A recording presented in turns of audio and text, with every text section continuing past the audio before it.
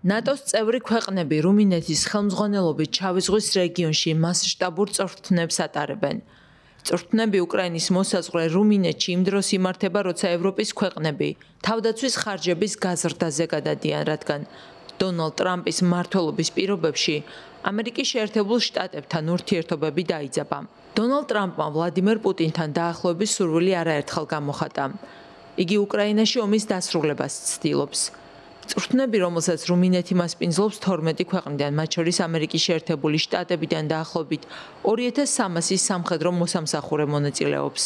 წვრთნები ტარდება ზღვაზე, მდინარეებზე, ხმელეთზე, წყალზე და ჰაერშიც.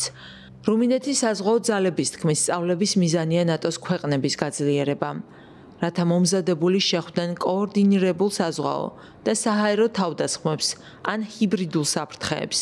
რუმინეთის თავდაცვის სამინისტრომ ასევე უარყო NBC-ის მიერ გავრცელებული ინფორმაცია, თითქოს ამერიკის შეერთებული შტატები გეგმავს დაახლოებით 10,000 ამერიკელი ჯარისკაცის გამოყვანას აღმოსავლეთ ევროპიდან, მათ შორის რუმინეთიდან და პოლონეთიდან. მას შემდეგ, რაც რუსეთმა 2022 წლის 24 თებერვალს უკრაინაში ფართო მასშტაბიანი ომი დაიწყო, ნატომ გააძლიერა თავისი პოზიციები ევროპაში. დამატებითი მრავალ ეროვნული ბატალიონები გაგზავნა რუმინეთში, უნგრეთში, ბულგარეთსა და სლოვაკეთში. ბევრს მიაჩნია, რომ ამერიკული ძალების გაყვანა რუსეთს გაამხნევებს. როგორც ნატოს ლიდერებმა შარშან სამიტზე განაცხადეს, რუსეთი კვლავ მოკავშირეების უსაფრთხოების ყველაზე მნიშვნელოვან და უშუალო საფრთხედ რჩება.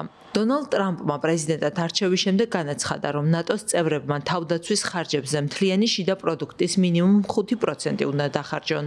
ამჟამად ნატოს წევრი ქვეყნების თითქმის მესამედი ჯერ კიდევ ვერ აკმაყოფილებს თავდაცვის ხარჯების მინიმალურ მიზანს, მთლიანი შიდა პროდუქტის 2%-ს. უკრაინაში 2022 წელს ომის დაწყების შემდეგ რუმინეთი სულ უფრო მნიშვნელოვან როლს ასრულებს ალიანსში. ქვეყნამ უკრაინას პატრიოტის სარაკეტო სისტემა გადასცა და გახსნა საერთაშორისო სასწავლო ცენტრი F-16-ის პილოტებისთვის, მათ შორის უკრაინელებისთვის.